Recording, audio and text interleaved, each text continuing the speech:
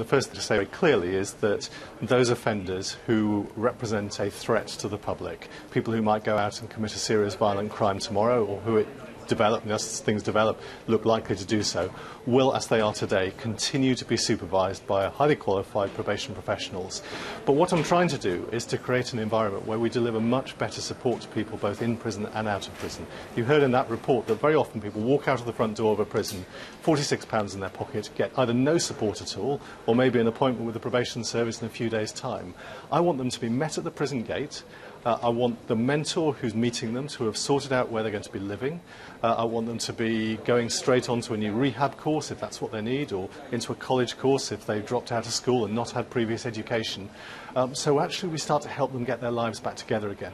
When I've talked to people who've come out of prison, very often I have them say, look, I didn't know how to sort my life out. And in that situation it's very easy to return to a life of crime. Yeah, well, obviously, but surely you could put that in the hands of the probation service and just say, we'd like you to do this as well.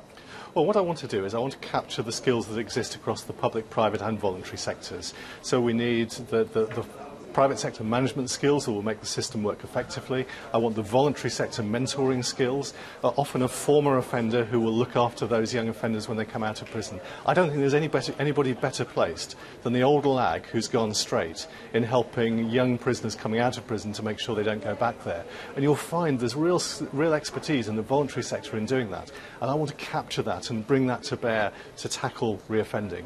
And alongside that, I want the public sector professionals to continue to do what they do best, which is to protect society against a serious risk of harm.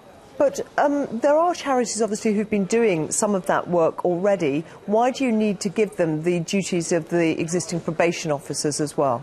Well, the charities are very keen to expand what they do. You will find very good work taking place across the criminal justice system on a limited basis by the charitable sector. Surely we can capture a bit more of that and bring those skills to bear to try and make sure we have more of an impact on the really high levels of reoffending that we have.